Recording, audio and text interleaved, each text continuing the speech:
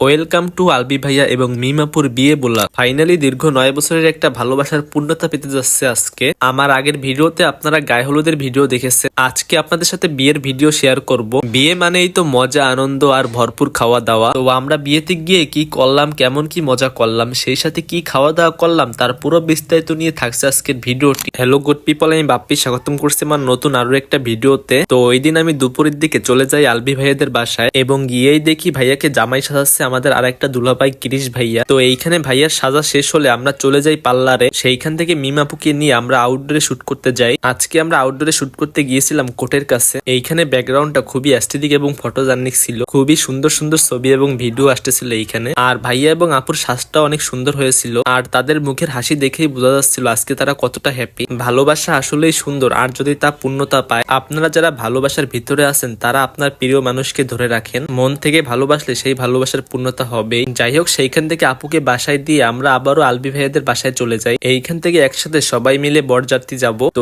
একে একে আমাদের গাড়িগুলো চলে আসে এবং আত্মীয় স্বজন ভাই বন্ধু সবাই গাড়িতে উঠে বসে এবং কিছু সময়ের মধ্যে গাড়িগুলো ক্লাবের উদ্দেশ্যে বাসা থেকে সেরে যায়। বাসা থেকে ক্লাবের দূরত্ব ছিল মাত্র 2 কিলো। তো আমরা শহরের অলিগলি পার করে চলে আসি হোটেল ডিএস প্লেজে। এইখানেই আজকে বিয়েটি হবে। তো আমরা ভিতরে ঢুকতে যাব, তখনই দেখি ও মা গেট ধরে দাঁড়িয়ে আছে সবাই। এইখানে আশেপাশে যাদেরকে দেখতে পাচ্ছেন এইগুলো হচ্ছে আলবি ভাইয়ের শালী। চিন্তা করেন আলবি ভাইয়ের কতগুলো শালী, মানে কপাল ভাইয়ের। এরপরে ফিতা কাটা হয় এবং শালীরা ফুল দিয়ে বরণ করে। যাক, ভাইয়ের জন্য হলেও আমরা একটু ফুলের বরণ পাই। এরপর আলবি ভাইয়া এবং মিমাপুর বিয়ে পড়ানো হয়। বিয়ে পড়ানো হয়ে গেলে তারপর সিগনেচার করানো হয়। এরপরে দোয়া হয়। শুধু দেখলেই হবে না, আপনাদেরকেও দোয়া করতে হবে যেন সুখে শান্তিতে থাকে তারা। বিয়ে শেষে একে অপরকে সামনে আনে এবং শুভ দৃষ্টি হয়। যাই হোক, বিয়ে করা শেষ, দোয়া পড়া শেষ, কবুল বলা শেষ, মানে সবকিছু শেষ হয়ে গেছে। এবার পালা খাওয়া দাওয়া। শালী না হলে কি খাওয়া দাওয়া হয় বলে? এইখানে শালীরা বরের হাতটি ধুয়ে দিচ্ছে। হাত তো ধোয়ানো দূরের কথা, শালীর হাতে মনে হয় বেশি ময়লা ছিল আমার দেখে মনে হচ্ছে। যাই হোক, হাত ধোয়ানো শেষ হলে আমাদের সামনে একে একে খাবারগুলো আনে। এইখানে আস্ত খাসি থেকে শুরু করে আস্ত মুরগি রোস্ট, আস্ত মাছ সহ আরো অনেক ধরনের খাবার দাবার ছিল, মানে জামাই আদরে কোনো কমতি নাই। যাই হোক, বিকাল হয়ে যাওয়াতে বেশি একটা খাইতে পারি নাই, মাত্র হাফ কেজির মতো একটু খাসির মাংস খাইছি, সাথে 2-3 পিস রোস্ট খেয়েছিলাম। কথায় আছে খাওয়া দাওয়া শেষ, কুতুমতালিও শেষ, কিন্তু যাওয়ার সময় তো বউকে সাথে করে নিয়ে যাইতে হবে। সো